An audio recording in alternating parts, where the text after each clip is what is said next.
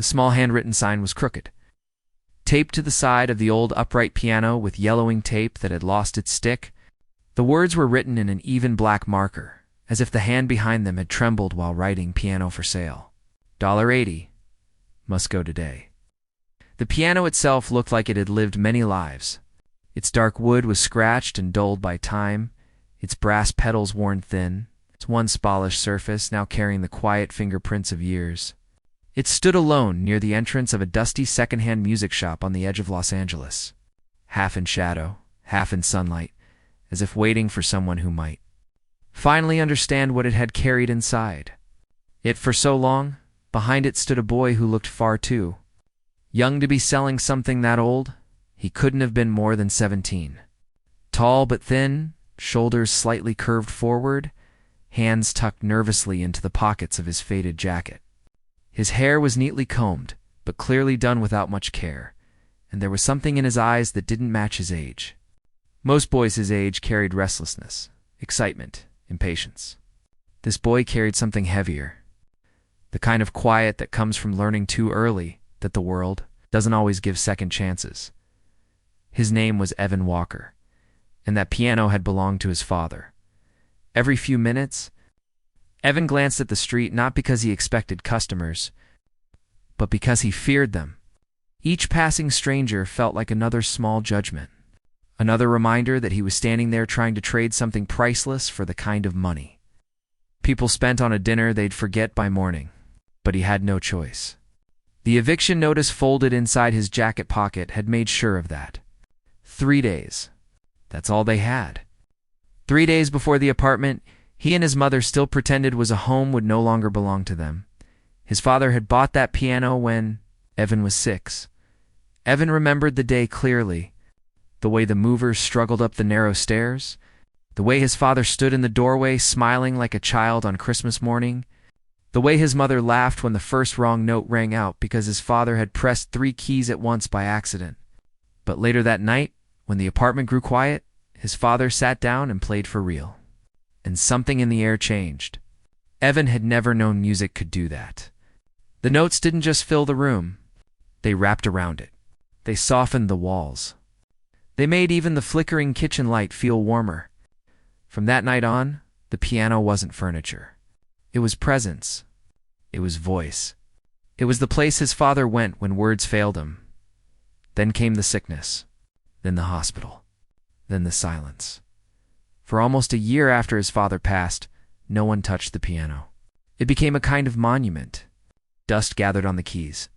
Sheet music lay open to the last song his father had practiced, the corners curling upward as if the paper itself was tired of waiting.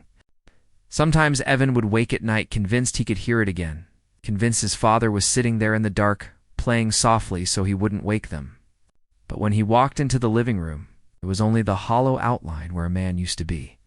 Now he was selling it, not because he wanted to, because he had to, inside the shop. The owner, an older man with thick glasses and little patience, had already made it clear. He wasn't interested in stories. He wasn't interested in sentiment. Pianos were hard to move, hard to store, harder to sell. $80 was already generous, he said. Evan didn't argue. He just nodded. He always nodded. Nodding was easier than explaining how an object could feel like a family member. Easier than admitting that taking the money would feel like losing his father all over again. So he stood there waiting, watching people walk past until one man didn't. The footsteps were slow, unhurried, almost musical in their own way. Evan looked up without thinking, expecting another stranger who would glance and move on. But this man stopped. Not in front of the shop. Not in front of the sign. He stopped in front of the piano. He was dressed simply. Dark jacket. Light shirt. No flashy jewelry. No sense of hurry. He stood with his hands loosely at his sides, eyes resting not on the price, not on the damage, but on the keys themselves. As if they were speaking a language he had once known fluently. Evan didn't recognize him at first. Most people wouldn't have. Fame fades when it steps out of spotlights and into quiet streets. But there was something about the man's presence that felt familiar, not like a celebrity.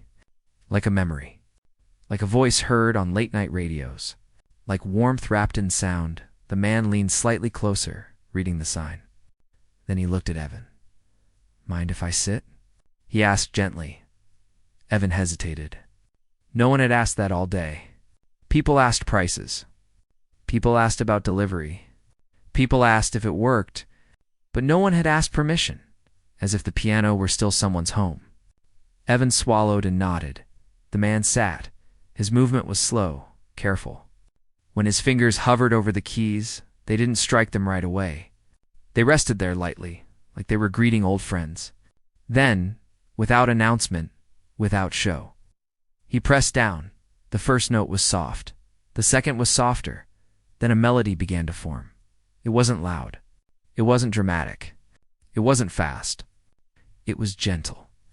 Familiar in a way that made Evan's chest tighten before he even understood why. The tune drifted out into the street, threading itself between passing cars and distant voices, wrapping around the dust and sunlight like it belonged there. It wasn't a performance. It was a conversation. Evan felt his throat close, because his father had played like that, not to impress, not to entertain. To speak, the man's head tilted slightly as he played, eyes half closed, as if he were listening to something deeper than the notes themselves. And as the melody unfolded, something extraordinary happened. The battered old piano didn't sound old anymore. It didn't sound tired. It sounded live, as if years of waiting were being gently brushed away, as if it had been holding its breath and could finally exhale. People slowed as they passed. One woman stopped completely. A man across the street lowered his newspaper inside the shop. The owner leaned forward without realizing he had, and Evan stood frozen. He didn't know when the tears started. He only knew that suddenly his vision blurred and the street in front of him shimmered like heat over pavement. Each note seemed to unlock something inside him that he had kept sealed for survival. Memories rose uninvited. His father laughing when Evan missed a key. His father's hands guiding his own. His father's voice saying, "Music doesn't leave, son, even when people do." The song ended the way a sunset does, without announcement. Just a quiet return to stillness. The man lifted his hands. For a moment, no one spoke. Then Evan found his voice, though it came out smaller than he expected. "Sir, that was beautiful." The man smiled, turning on the bench to face him. And when he did, Evan saw the kindness in his eyes before he saw anything else. "It's a beautiful piano," the man said, "but it doesn't belong on a sidewalk." Evan looked down. It doesn't belong anywhere anymore. There was no self-pity in his voice. Only fact. The man studied him gently. "Whose was it?" "My dad's." Something changed then, subtle but real. The man nodded slowly. "I thought so." Evan blinked. "You did?" "Yes," the man said. "Pianos carry people. You can hear it in them." He stood and extended his hand. "My name is Dean." Evan took it. Evan Dean Martin. The name landed a second later. Evan's breath caught. His eyes widened. "Wait." Your Dean lifted a finger lightly, smiling. "Just Dean." Evan laughed weakly, stunned. He had heard his songs on old records his father loved, seen his face in black and white photographs. His father used to say, "Dean Martin didn't sing at you. He sat beside you and sang with you." Evan had never imagined meeting him like this.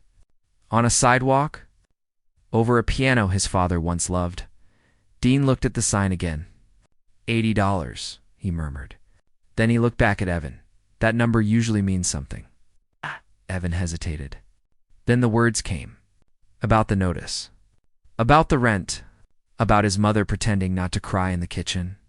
About needing money more than memories. Even when it hurt, Dean listened. He didn't interrupt. He didn't rush. When Evan finished, the street felt quieter than before. Dean placed his hand gently on the piano's edge. "Your father didn't buy this for money," he said softly. "He bought it for moments." Evan nodded. "Mom says moments don't pay landlords." Dean smiled faintly.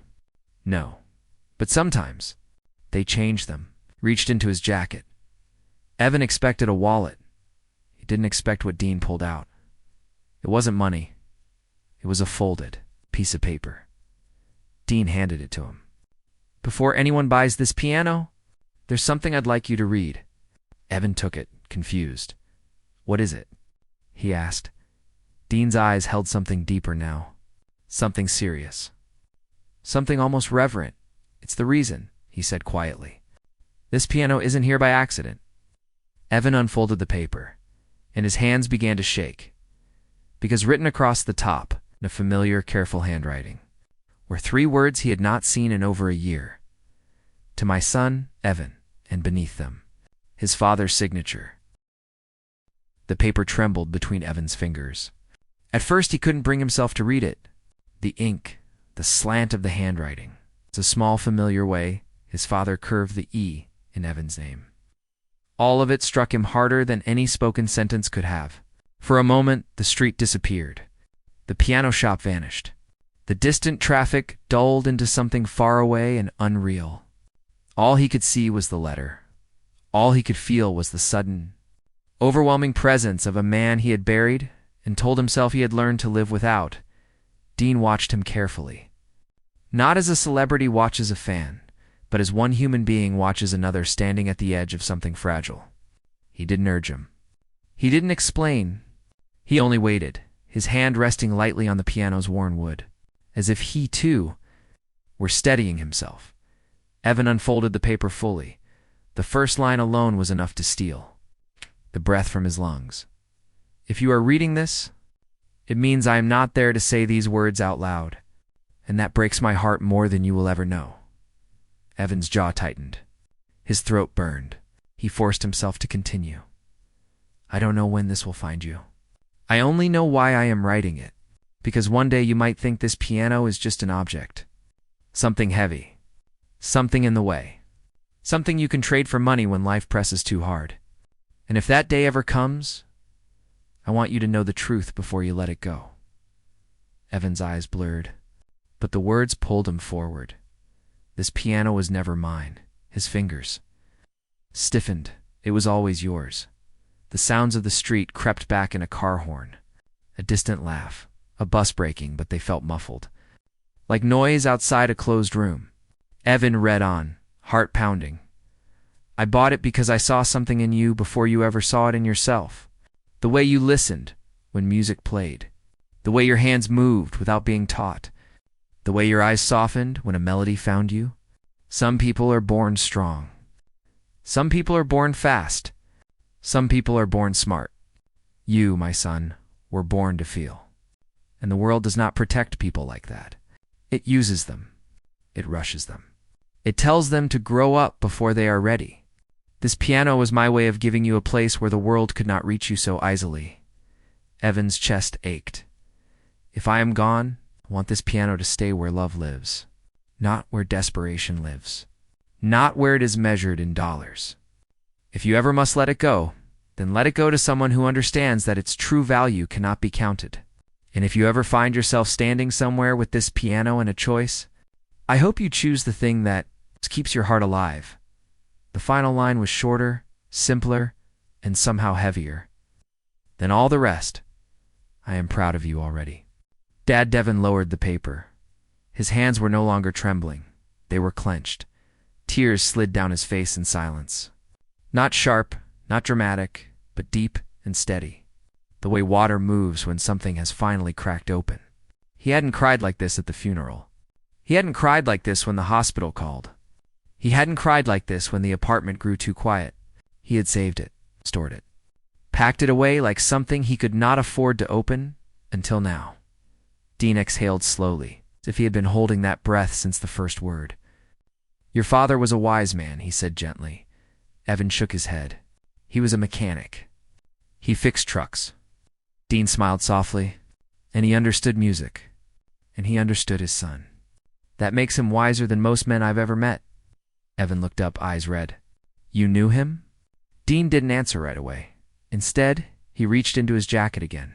This time, he pulled out something harder, thicker, a small, worn photograph. He handed it to Evan. Evan took it and froze. It showed a younger man sitting at this very piano. His father, unmistakably. Thinner, healthier, smiling. But he wasn't alone, standing beside him. One hand resting on the piano's top was Dean Martin, younger too, but unmistakable. Evan's mouth parted. What?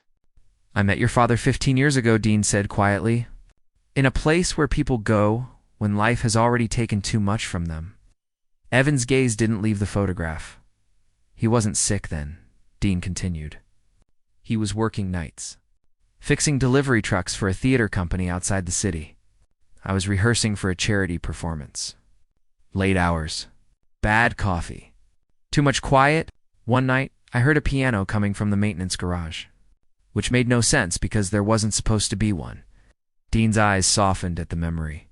I followed the sound, and there he was, sitting on an old, broken piano someone had abandoned. Half the keys didn't work. The bench was cracked. The light flickered. And your father was playing as if he were in a concert hall. Evan swallowed. He didn't stop when he saw me, Dean said. He didn't look impressed. He didn't look scared. He just nodded and kept playing. When he finished, I told him it was beautiful. He said, "It keeps me human." Dean gave a small, almost wistful smile. We talked for hours. About work. About mistakes. About how easy it is to become only what you do and forget who you are. He told me about you. About a little boy who listened to records like they were bedtime stories. About a child who cried the first time he heard a sad song, not because it was sad, but because it was honest. Evan pressed the photo to his chest. He told me, Dean went on, that if anything ever happened to him, he hoped the piano would help protect the part of you the world would try to harden. Dean looked back at the piano. When he got sick, he wrote me. He told me he had finally managed to buy a piano that didn't fight back. He said it was for his son. He sent me that photo. And he asked me something I've never been able to forget. Evan's voice was barely sound. What? Dean met his eyes. He asked me to promise that if I ever crossed paths with that piano again, I wouldn't let it leave the world quietly. The words hung between them. Evan shook his head slowly. But how would you ever? Dean gave a small, almost amused breath. I didn't know. I only promised. A breeze moved down the street, lifting the corner of the sale sign. The tape loosened with a faint tearing sound. The paper sagged. Evan looked at it. $80. It suddenly looked like an insult. I didn't plan this, Evan said, his voice strained. I needed the money. We're losing the apartment. My mom hasn't slept in days. I thought if I sold it, at least one problem would go away. Ow. Dean nodded. And it would. For a moment, Evan's eyes flashed. What was I supposed to do? Let us get thrown out so a piano could stay warm. Dean's tone remained gentle, but something firmer entered it. No, but you were also not supposed to believe that this was your only door. Evan looked away. The truth in that hurt more than any accusation.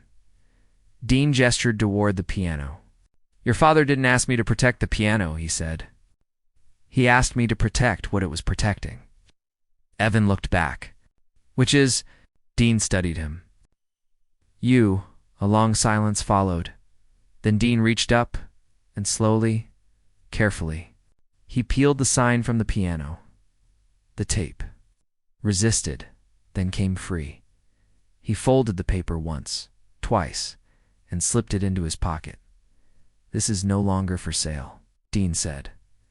The shop owner rushed out, startled. Hey, sir, you can't just... Dean turned to him calmly. I can, and I will. And I'll make sure you're not harmed by it. The man hesitated, something in Dean's manner silencing the protest before it could fully form. Evan stared. But the money, Dean raised a hand. Let me worry about the number. You worry about the meaning. He reached into his jacket again. This time, he pulled out his wallet, but he didn't open it. Instead, he handed Evan a small card. On it was an address and a name, and beneath it, a single sentence written in Dean's handwriting. Bring the piano. Bring your mother. Bring the letter. Evan read it, confused. "What is this place?" Dean smiled, not softly this time, but with something bright. "Something alive. It's where people go," he said. "When something they love is not finished speaking." Evan's heart began to pound again, but not with grief, with something else. Something that felt dangerously like hope. The address on Dean's card led them away from the crowded edges of the city and into a quieter part of Los Angeles, where the streets seemed to breathe more slowly. Tall trees lined the sidewalks, their branches stretching overhead like watchful arms. The buildings were older here, carrying the quiet dignity of places that had seen many lives pass through their doors. Evan sat in the back of the borrowed moving van beside the piano, one hand resting against its scarred wood as the tires rolled over small cracks in the road. Every vibration felt personal, as if he were carrying not an instrument, but something living. Something that had already endured too much movement in its lifetime. His mother, Clara Walker, sat in the passenger seat in silence. She had not argued when he told her what had happened. She had not doubted him when he said Dean Martin himself had come. She had only asked one question, her voice thin but steady. "Did your father's piano make a sound again?" When Evan nodded, she pressed her fingers against her lips and closed her eyes, as if something inside her had finally been allowed to exhale. The building they stopped in front of did not announce itself. No bright sign, no large windows. Just a simple stone entrance, ivy climbing its sides, a single bronze plaque near the door. Evan didn't read it right away. He was too focused on the weight in his chest, on the feeling that whatever waited beyond those doors was not meant to be casual. Dean stood on the sidewalk when they arrived, already there, as if time itself had decided to meet him halfway. He greeted Clara with quiet respect, his voice gentle, his manner absent of performance. There were no cameras, no assistants, no audience. Only 3 people and a piano that had finally found where it was being taken inside. The building opened into a wide hall washed in warm light. The air smelled faintly of wood and old paper. Photographs lined the walls, framed moments of music frozen in time, hands on keys, faces tilted toward microphones. Rooms filled with people whose expressions had been caught at the precise second something inside them had changed. But Evan barely registered them, because at the center of the hall, resting beneath a circular skylight, stood a grand piano. It was beautiful, polished black, its surface catching the light like still water. It seemed less like an object and more like a presence, like the quiet center of a place built around listening. "This," Dean said softly, "is one of the rooms where music waits when it has not finished its work." Evan frowned slightly. "What does that mean?" Dean did not answer immediately. Instead, he motioned to a pair of men who had stepped forward without introduction, their movements respectful and sure. Together, carefully, they began to wheel Evan's father's piano inside. The sound of its small, tired wheels echoed faintly across the floor. Each roll forward felt like a step deeper into something Evan could not yet name. They placed the upright piano across from the grand, like an old storyteller finally sitting opposite a king. For a moment, no one spoke. The 2 instruments faced each other in silence, one bearing the shine of opportunity, the other the marks of survival. Clara's hand flew to her chest. Evan watched her, surprised. Her eyes were fixed on the piano, not with sorrow, but with recognition. "He always talked about a place like this," she whispered. "He said some rooms don't echo sound. They echo people." Dean nodded. "Your husband played here once." Both of them turned to him. "He never told us," Clara said. "He didn't come as a performer," Dean replied. "He came as a man who had lost something and didn't know how to name it yet. He heard about this place through a charity program. They offered late-night access to anyone willing to play, no matter who they were. No audience, no payment, just space." He walked in carrying more weight than he could speak. He walked out lighter. Evan's voice trembled. "What did he play?" Dean's eyes drifted to the grand piano. "The song that later became the first thing he ever taught you." Evan inhaled sharply. Dean stepped toward the grand piano and sat. He did not begin with flourish. He did not test the keys. He simply closed his eyes, placed his hands, and let the room remember. The melody rose slowly, fragile at first, then clearer, unfolding into the tune Evan had not heard since childhood. His father's tune, the one he used to hum while fixing engines, the one he played on nights when words failed him, the one Evan had not realized he had been carrying inside himself all these years. The sound filled the hall, and something happened. The polished walls did not throw the music back. They held it. The notes did not scatter. They settled. They moved through the room like breath through lungs. Evan felt it in his shoulders, in his jaw, in his hands, in the quiet place behind his eyes where memories slept. Clara wept openly now, but she was smiling. Dean finished the final note and let the silence remain. Then he stood and stepped away from the grand piano. "Evan," he said gently. "Sit." Evan hesitated. "I don't." Dean shook his head. "You do." Slowly, uncertainly, Evan sat at his father's piano. Up close, he saw the familiar chip on the corner, the faint stain where his father once spilled coffee and never quite cleaned it, the worn middle C key that sank slightly lower than the others. All of it rushed back into him with painful clarity. His hands hovered, not knowing whether to touch or retreat. "I haven't played since he died," Evan said. Dean's voice was calm. "Then this will not be playing. This will be speaking." Evan closed his eyes. He pressed one key. The sound came out thin, uneven. He pressed another, then another. The notes did not form. A song. They formed a search. At first his hands shook. The melody stumbled. Wrong notes interrupted right ones. The rhythm broke, reformed, broke again. His chest tightened with frustration and something close to shame. He was failing the memory, failing the instrument, failing the man who once sat where he now did. Then Dean spoke, quietly. "Stop trying to remember how he played." Evan's fingers paused. "Remember why." Evan inhaled, and something shifted. His shoulders lowered. His jaw unclenched. His hands settled, not where his father's had gone, but where his own wanted to be. He pressed the keys again. This time, the sound changed. It was still imperfect, still raw, but it was honest. The notes moved slowly, then more confidently. Then with a trembling strength that had nothing to do with precision and everything to do with release. The melody that emerged was not his father's. It was his, and as it filled the hall, something extraordinary unfolded. Evan felt the weight he had been carrying, the eviction notice, the fear, the responsibility too large for his years begin to loosen, not disappear, but soften.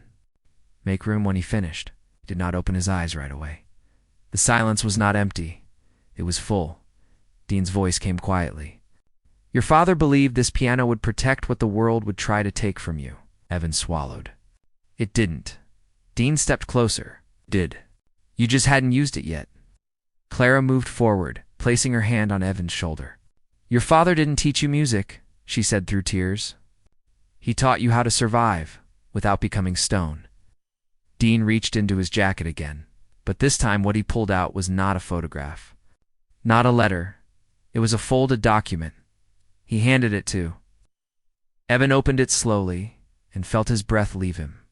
At the top was the name of the building. Beneath it, a bold heading, Young Artists Residency Program. Dean spoke as Evan read. "Your father applied here once, not for himself, for you. He withdrew the application the week he got sick. He told me if he ever comes here, it should be because he chose it, not because I pushed him." Evan's eyes scanned the page. Dates, times, a schedule at the bottom, a space for a name. Dean met his gaze. "This program doesn't offer money," he said. "It offers rooms, instruments, teachers, community, and time." Evan's voice cracked. "I don't have time. We're losing our home." "Oh." Dean nodded. "Which is why this place is not offering you a piano." He turned slightly and gestured to the hall. "It is offering you shelter. This building has living quarters," Dean continued. "For residents and their immediate family, it has kitchens, showers, classrooms, practice rooms. It is not luxury, but it is safe. Evans stared at him. Why? Dean's expression deepened. Because your father spent years giving broken machines a second life. Because he gave strangers music in a garage when no one was listening. Because he trusted me to keep a promise I did not yet understand. He placed a hand on the piano. And because sometimes, he said quietly, a boy does not need $80. He needs a door. The room did not erupt. There were no sudden cheers, no dramatic gasps, no triumphant music swelling from hidden speakers. What followed Dean's words was silence. Not empty silence, but the kind that settles after something real has been spoken. Evan sat at the piano bench, hands resting loosely on his knees, staring at the residency document as if it might fade if he blinked. His mother stood beside him, one hand pressed to her mouth, the other gripping his shoulder with a strength that surprised him. She was trembling, but not from weakness, from restraint, from the effort of holding together something that had waited too long to be allowed to hope. Evan's first instinct was not gratitude, it was fear. Fear was what he knew. Fear had been the language of the last year. Hospital corridors. Bills on the kitchen table. His mother counting change at night when she thought he was asleep. Fear was what told him he had to become something solid, something practical, something that didn't break when pressure came. And now someone was placing a door in front of him that did not lead to certainty, but to music, to vulnerability, to a future he could not calculate. I can't, he said quietly. The words surprised even him. Dean did not move. Why? Evan swallowed. Because she needs me, he said, nodding toward his mother without looking at her. Because music doesn't pay rent. Because if I choose this and it fails, there's nothing left to sell. Nothing left to fix. Nothing left to trade. Clara's grip tightened. Evan, he finally looked at her. I'm supposed to protect you. Her eyes filled again, but her voice did not shake. Your father tried to protect me, and he still let himself be human. Dean stepped closer, his voice calm but firm, not as a celebrity, not even as a mentor, but as a man who had watched too many young people mistake survival for living. Your father did not raise you to become a wall, he said. He raised you to become a door. Evan shook his head faintly. Doors let things in. They also let things leave, yes, Dean replied, including fear. Evan stood abruptly, pacing a few steps away from the piano as if the weight of the bench were suddenly too much. The hall seemed larger now, its quiet, no longer comforting, but confronting. He rubbed his hands together, grounding himself in the friction. You didn't see him at the end, he said, his voice low. You didn't hear him apologize for not being strong enough. You didn't watch him try to teach me things he thought he was running out of time to finish. I promised him I'd take care of Mom. I promised him I wouldn't let us fall apart. Dean did not interrupt. Evan's words rushed faster, heavier. And now you're asking me to choose something that could disappear. Something I'm not even sure I'm good at. What if I fail? What if this was just one beautiful day, and then reality comes back even harder? Dean studied him for a long moment. Then he said something Evan did not expect. What if it does? Evan stilled. What if it is hard? Dean continued. What if you struggle? What if there are nights when the notes don't come and the fear does? What if this road gives you blisters instead of certainty? He stepped closer, lowering his voice. Then you will be exactly where every honest life begins. Evan looked at him. And if I fall? Dean smiled gently. Then you will discover something your father already knew. That falling is not the opposite of standing. He gestured back toward the piano. It is how you learn where your weight really is. Evan's breath trembled. Dean turned then, not to Evan, but to Clara. May I ask you something? He said softly. She nodded. What did your husband sound like when he played? Dean asked. Clara closed her eyes. Like someone who was allowed to rest while awake. Oh. Dean nodded. And what did he sound like when he didn't? She opened her eyes again. Like someone holding his breath. Dean looked back at Evan. Which one do you think he wanted for you? The words struck deeper than argument ever could. Evan returned slowly to the piano. He did not sit. He placed his hands on the worn wood, feeling its temperature, its small imperfections, the faint vibrations still lingering from earlier.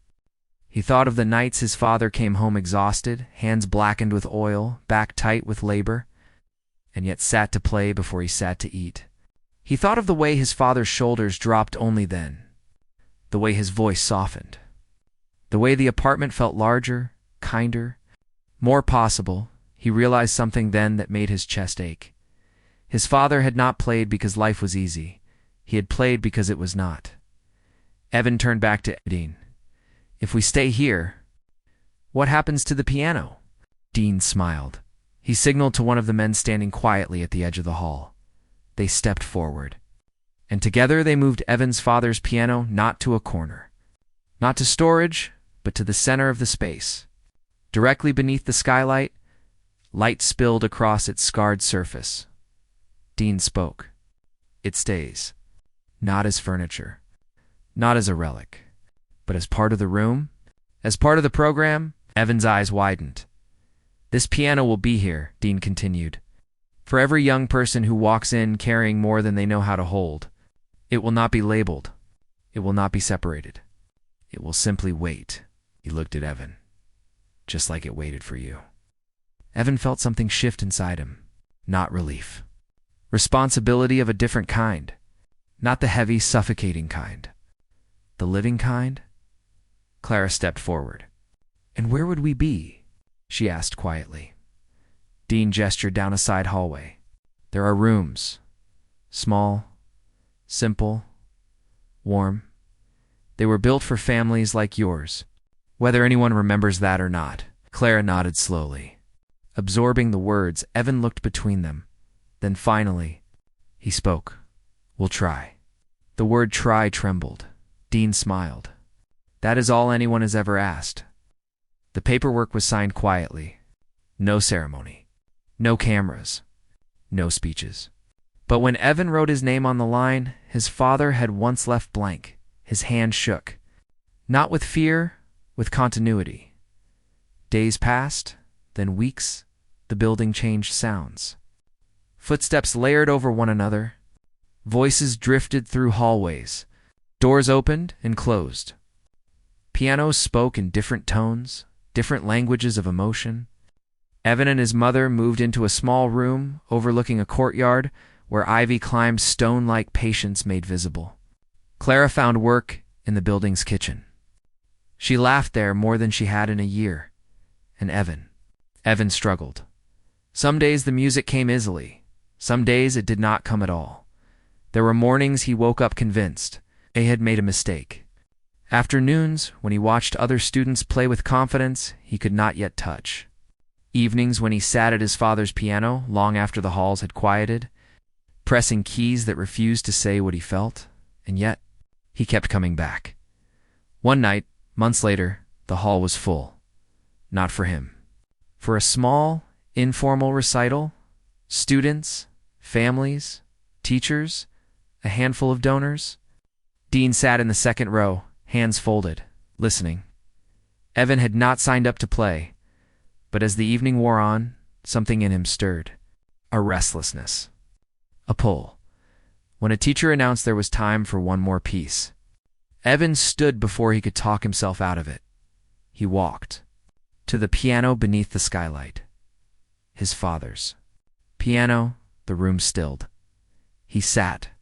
He did not play his father's song.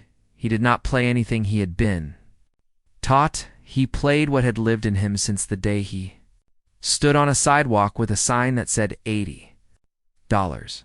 The music was not perfect, but it was unmistakably his.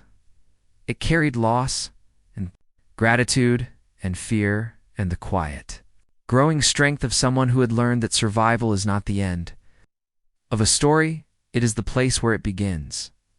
When he finished, no one spoke for a long moment. Then Clara stood, and in her eyes, Evan saw something he had not seen since before the hospital. Peace. Dean rose last. He did not clap at first. He simply nodded once to the piano, to the piano, to the boy, to the man his father had raised. Later, As the hall emptied, Evan remained seated. Dean approached and placed a hand on the piano's edge. "Do you know," he said quietly, "what this piano was really worth?" Evan shook his head. Dean smiled. "Exactly what it cost you to keep your heart." Evan looked down at the keys, and for the first time since his father had left, he did not feel like something had been taken. He felt like something had been placed back.